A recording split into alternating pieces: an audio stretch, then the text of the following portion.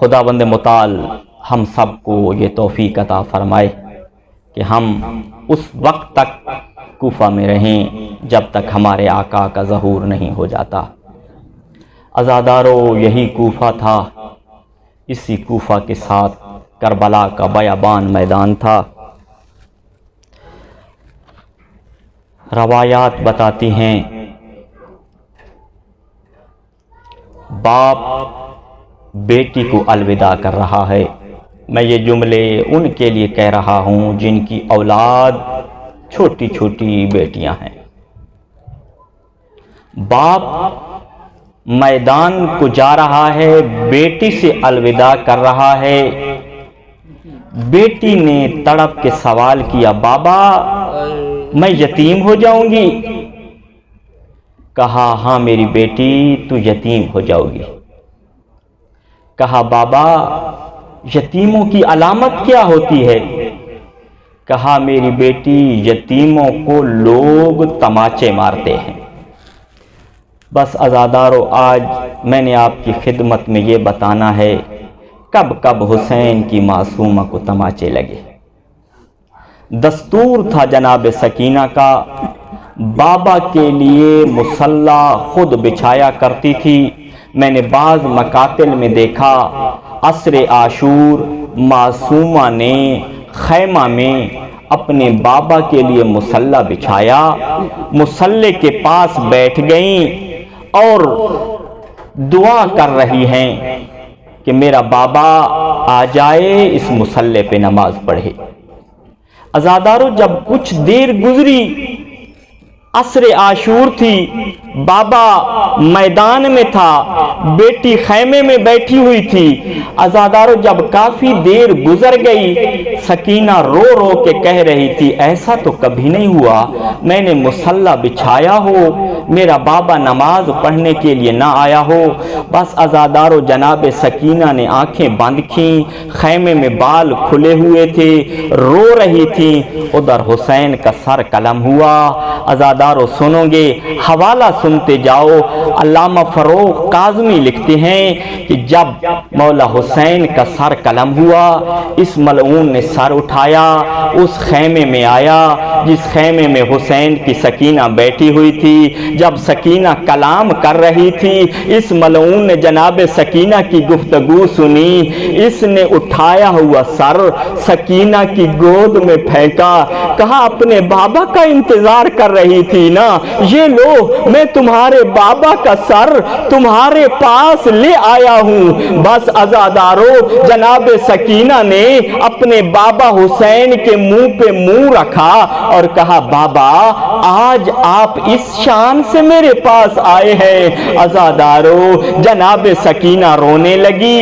جب رو رہی تھی، شمر کے ساتھ شمر کا غلام آیا تھا۔ شمر نے اپنے غلام کو کہا جا حسین کی بیٹی کو جھڑک گیا۔ عزادارو، غلام آگے نہیں بڑھا۔ علامہ شیخ وہاب کاشی لکھتے ہیں جب اس کا غلام آگے نہ بڑھا، عزادارو سنو گے اب کیا ہوا۔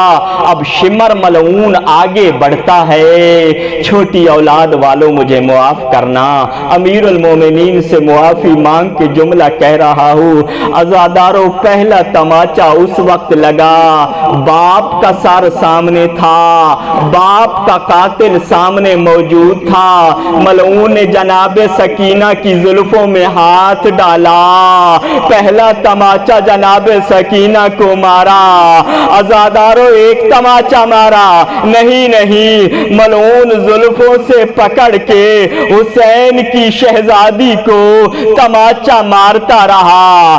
بس عزادارو، مقاتل نے لکھا چھوٹے چھوٹے دور معصومہ نے پہنے ہوئے تھے، چھوٹی سی چادر اپنے اوپر کیے ہوئے تھی۔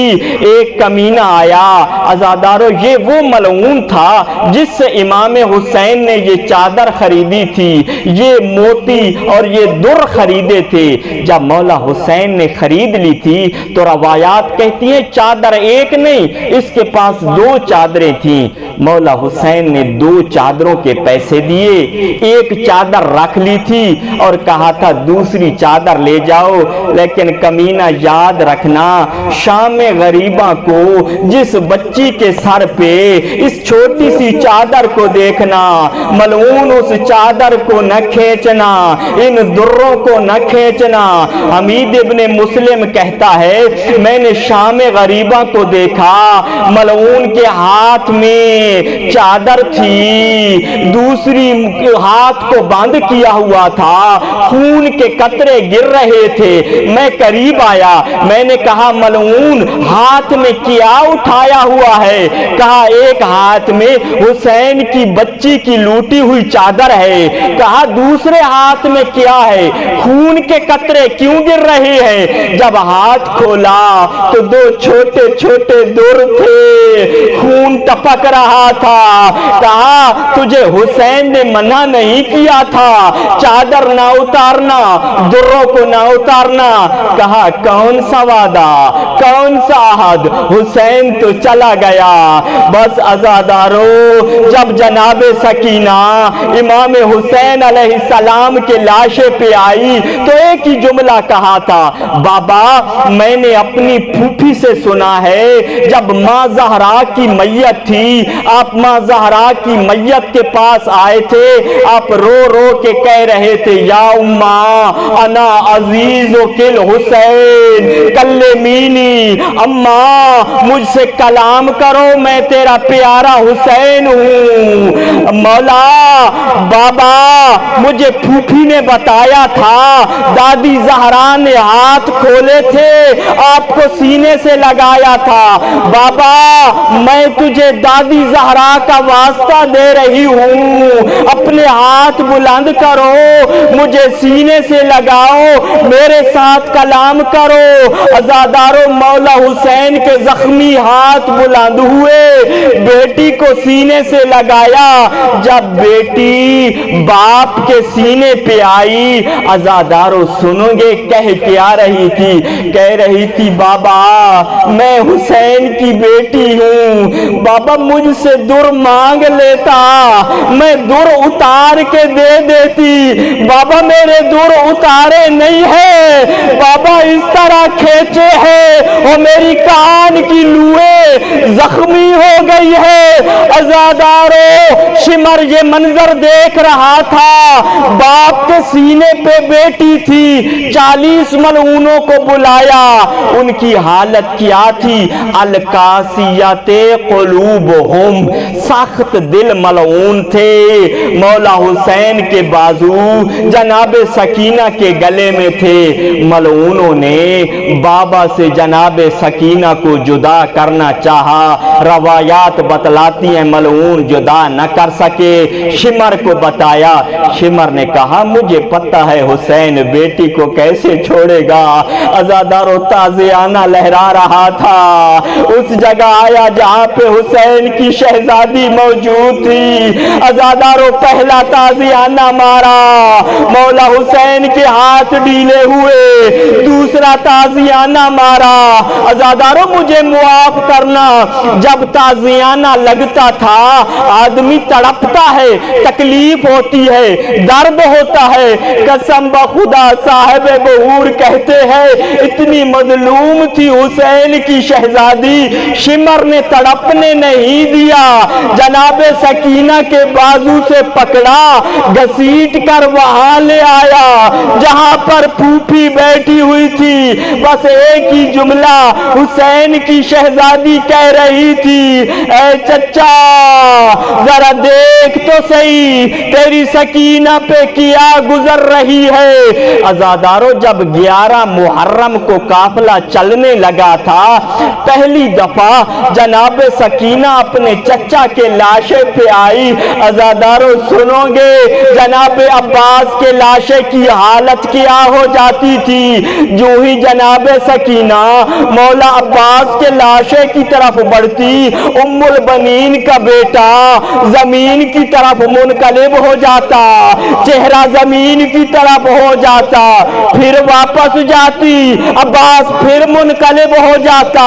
قسم با خدا کربلا سے کوفہ، کوفہ سے شام، جب بھی جناب سکینہ نے جناب عباس کے چہرے کی طرف نگاہ کی، جناب عباس آنکھوں کو بند کر لیتے تھے۔